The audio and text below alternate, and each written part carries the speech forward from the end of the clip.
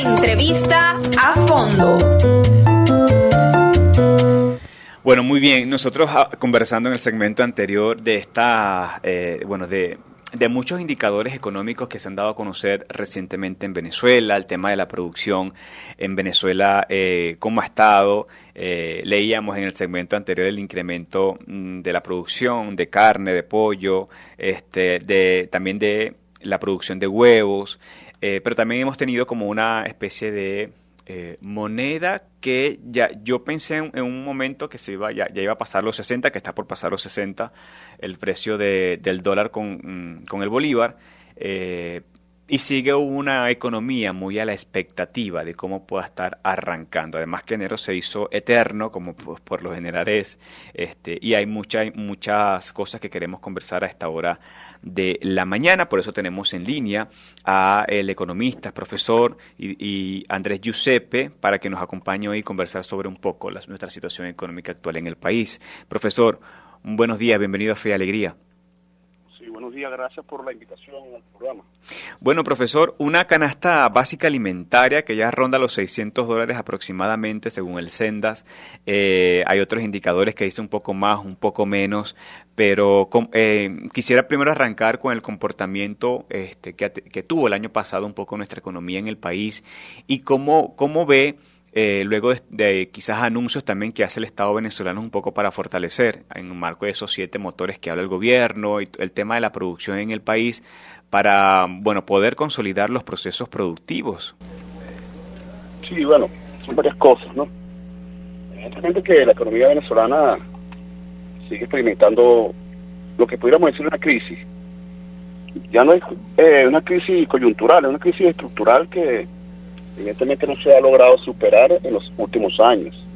El tema de la dependencia de las divisas, el tema de la inflación que ha disminuido su ritmo de crecimiento, pero él sigue siendo una inflación que ya está rondando, según mis cálculos, 30% el año 2024, y que eso evidentemente se afecta, ¿no? El poder adquisitivo de los venezolanos, que al final es el fin último en la economía, satisfacer necesidades, producir, garantizar el bienestar de la población. Y bueno, hemos visto que tristemente el modelo económico que se ha implementado en los últimos 5 años en cierta medida ha afectado, ¿no? Más allá del contexto del bloqueo, de las sanciones. Bueno, el gobierno no ha logrado un crecimiento económico con la reducción de la desigualdad. Fíjate, ¿no? Hay crecimiento económico desde el punto de vista del Producto Interno Bruto, se ha mostrado, incluso organismos internacionales lo reconocen, pero cuando tú ves el nivel de distribución de ese crecimiento entre la población, los empresarios y el Estado, evidentemente hay un nivel de desigualdad que persiste, Hay crecimiento económico con desigualdad, sí que decirlo, y la desigualdad se manifiesta en, ¿cómo lo mides? Tienes que ver los ingresos de la familia. Es el principal elemento que se analiza para ver si la gente está bien o está mal, o está desigual, está inconforme, o hay insatisfacción social. Tiene que ver con los ingresos familiares y evidentemente tú lo calculas tomando como referencia, en primer lugar, cuánto es el nivel de poder adquisitivo del salario y cuánto de la canasta básica logra consumir, que es lo que estamos hablando, ¿no? La canasta básica. Entonces, el costo de la vida evidentemente es una preocupación constante para toda la familia. Y evidentemente que tú estás tomando como referencia allí el caso del Sendas. Uh-huh. El Sendas es una de las organizaciones, ¿no?, de índole privada, un grupo de profesores de la Universidad Central de Venezuela que ha venido calculando el índice de la canasta básica familiar y la canasta básica alimentaria, producto que el gobierno dejó de hacerlo desde el año 2010 más o menos, dejó de hacerlo, ¿ves? Porque eso normalmente lo calculaba el Instituto Nacional de Estadística, el INE, y entonces el país y los inversionistas y todos teníamos una referencia de cómo iba el costo de la vida. Eso lo dejó de calcular el Estado y el Senda calcula eso, pero tomando siempre en cuenta que es una organización de la Universidad Central de Venezuela, y ellos calculan cuánto debería ganar un maestro, un profesor. Ese es el indicador de la canasta básica del Senda, eso hay que decirlo, que es una canasta por lo menos para los profesionales, para un maestro, para un educador. Sin embargo, por medio de una consultoría que tenemos nosotros, hemos logrado hacer ese estudio también, aplicando la misma metodología del INE, aplicando la misma metodología que aplica el Senda, pero para el pueblo, para más allá de la gente que no es profesional. Y entonces, mira, según nuestros estudios, el resumen de la canasta básica familiar al 31 de diciembre, de la canasta total, que incluye los rubros de alimentación, de vivienda, transporte, ropa, calzado, salud, otros servicios como internet, el aseo personal, los mantenimientos del hogar, son rubros, y el tema del gasto de educación de la familia, de una familia de 4 personas, donde 2 trabajan, te está estimando que es $751. Fíjate que es la canasta básica, familiar, según el cálculo que se hizo el 31 de diciembre a precio real de mercado. Y en alimentos, que tú dijiste que son $600, bueno, el cálculo que nosotros hicimos, con casi 46 productos alimenticios de distintos índoles, te está rondando por $320, tomando en cuenta la condición de la economía, tomando en cuenta, ojo, los servicios subsidiados, porque tú no puedes hacer un cálculo, bueno, ¿cuánto es que debería ganar la población venezolana a precio internacional?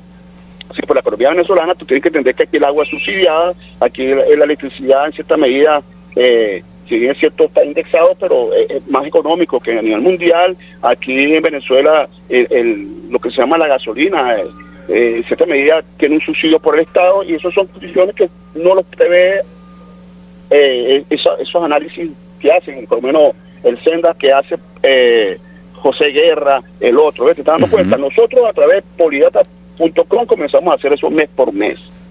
¿Te estás dando cuenta? Entonces aquí, por lo menos eso de la canasta básica alimentaria es fundamental ponerlo en el tapete, en el debate. Pero si tú comparas Venezuela con América Latina, evidentemente el gasto en alimentos es uno de los más elevados. Casi 42%, es decir, de ingreso familiar, se destina al consumo de alimentos, porque Venezuela evidentemente el costo de la alimentación es más caro, incluso el promedio mundial. Fíjate que es el estudio que hicimos, el promedio mundial, 25% de los ingresos familiares se destina es para gastos en alimentos. En Venezuela casi 43%. Evidentemente que Venezuela es caro, comer en Venezuela se le ha hecho caro al venezolano en estos tiempos, ¿no? Eso tomando los indicadores internacionales, del umbral de la pobreza. Por lo menos en Venezuela, Venezuela representa aproximadamente $258, es lo mínimo que debería ganar una familia para estar en el nivel más bajo de lo que establece la ONU como el umbral de la pobreza. Eso es lo que nos establece. Claro, cuando tú comparas con el ingreso mínimo familiar que paga el gobierno, que está garantizando como mínimo el gobierno, que son $130, más el salario mínimo, evidentemente estamos por debajo de lo que debería ser lo justo para una economía como Venezuela. Esos son crisis económicas que hay que analizarlo. Y el gobierno tiene que tomar en serio este tema del poder adquisitivo de los venezolanos. La solución no es una bolsa, la solución no son un subsidio, no es un bono de la patria, no es un bono futuro ahí de $250 cada vez que el gobierno se para bien o se para mal. Es decir, la economía tiene que ser analizada de una forma más racional, de una forma más inteligente y sobre todo menos manipulado. Ojo, en la mayoría de los países del mundo las variaciones de salario se hacen de una perspectiva analítica, económica, y si te aumentó el tipo de cambio, inmediatamente por lógica matemática, por lógica económica, el gobierno se ve en la obligación de ajustarlo para que no empobrezca la población. Por ejemplo, si aumentó la canasta básica de la población familiar, inmediatamente los gobiernos indexan el salario y así no empobrece la población. Por ejemplo, vamos a poner un caso del vecino que es Brasil. Brasil, ellos tienen 2 indicadores para ir ajustando cada cierto tiempo, 6 meses y cada año, el salario. ¿Cuáles son los indicadores? La variación del Producto Interno Bruto y la inflación. Si la inflación aumenta, que ellos lo estiman todos los meses, aumentó 10%, ellos te aumentan el salario 10%. Si aumentó el PIB 3%, ellos te aumentan el salario 3%. Es decir, son una nomenclatura. Aquí tristemente es una crítica que se le hace al gobierno, es discrecional del presidente. Bueno, el presidente, de una forma populista allí, sin criterios matemáticos, sin criterios económicos, un tema populista allí, toma la decisión de aumentar el salario cuando le dé la gana. Entonces eso es, evidentemente, no tiene ninguna rigurosidad académica porque las variables se modifican todos los días. Todos los días se evalúa la moneda, todos los días hay inflación, todos los días la canasta básica se encarece, todos los días el PBI aumenta, el gobierno está diciendo que está aumentando, todos los días el precio del petróleo varía. Entonces la dinámica económica está totalmente desconectada de la variación del poder adquisitivo o de la calidad de vida de los venezolanos, que es un elemento que hay que tomarlo en consideración.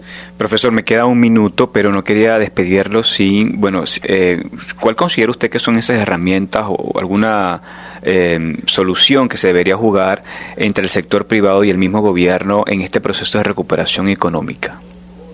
Mira, el gobierno tiene que comenzar a analizar, tomar medidas económicas de protección del poder adquisitivo de los venezolanos de una forma racional, técnica, no subjetiva, ni emocionales, ni mucho menos por politiquería, por decirlo en términos coloquiales.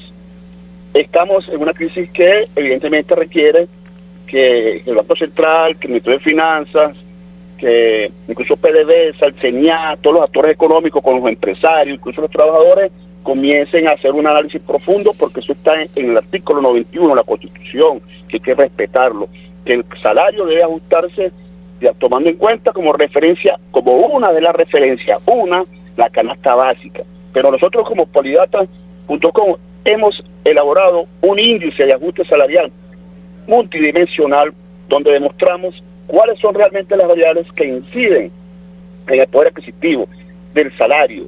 Y eso hemos encontrado, por lo menos hemos identificado 4 variables fundamentales que hacen perder el poder adquisitivo en Venezuela. Que como te dije, la canasta básica familiar, por un lado, tienes el nivel de desempleo, el Producto Interno Bruto, incluso la tasa de interés, el tipo de cambio. Todo eso afecta al poder adquisitivo y son variables que econométricamente o desde el punto de vista económico se va haciendo seguimiento y se va ajustando a través de modelos económicos. Y un modelo, mira, nosotros hicimos el cálculo para el año 2024 y demostramos, tomando en cuenta 4 de esas variables, te dije, en la canasta básica, el tipo de cambio, el Producto Interno Bruto y el desempleo, nos encontramos que el poder adquisitivo del venezolano se perdió en un año 69%. Entonces el gobierno tiene que, todos los años, por lo menos arrancando enero, tiene que prever cuánto perdió el poder adquisitivo, tomando en cuenta que aumentó el precio del petróleo, aumentó el Producto Interno Bruto. Si hay un aumento del Producto Interno Bruto, significa que hay crecimiento económico, que el Estado está ganando más dinero, que los empresarios están ganando más dinero. Por lo tanto, esa distribución tiene que también llegar a los trabajadores. Por lo tanto, el gobierno tiene que aumentar. Claro. Si dice que hay 14 trimestres de crecimiento económico, los trabajadores también son parte de ese crecimiento económico. Por lo tanto, le corresponde disfrutar de ese crecimiento económico. Eso no ocurre. Crece la economía, el Estado cobra más impuestos, ganan los empresarios, pero los trabajadores pensionados y jubilados siguen rezagados. Eso es un problema que hay que resolver técnicamente, desde el punto de vista racional, no emocional. También así mismo ocurre con el desempleo. Si vemos que hay una economía informal, hay una gente que no quiere trabajar con el Estado, no quiere trabajar por $100, entonces allí el gobierno tiene que necesariamente buscar mecanismos de estimular el crecimiento del salario para que la gente se formalice. No puede ser que los profesionales, médicos, doctores, estén ahí haciendo de Yumi, en vez de estar produciendo y generando conocimiento y siendo más eficiente el sistema productivo en Venezuela. No, la gente se mete a hacer otra cosa, distinto a lo que estudió, distinto para lo que se formó.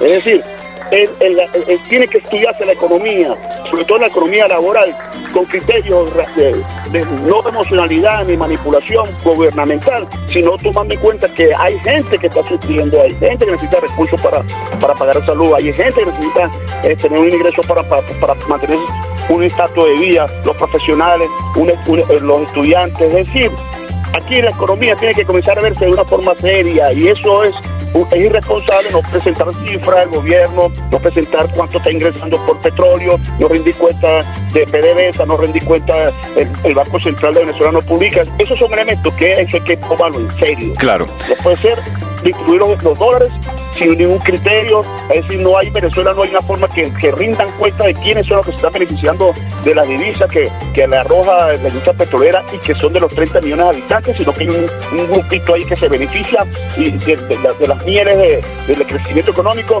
y la población en general está muriéndose, pasando trabajo, mucha indigencia en la calle. Es decir, este problema hay que verlo de otra perspectiva, más científica que política. Profesor, muchísimas gracias. Quiero agradecerle su amable atención, su tiempo, por su excelente análisis. Muy amable. Gracias por atender a Fe y Alegría. Estamos a la orden. Muchas gracias al profesor Andrés Giuseppe, economista, profesor universitario, allí hablando un poco del contexto económico. Nos despedimos ya. ¿Quién nos acompañó?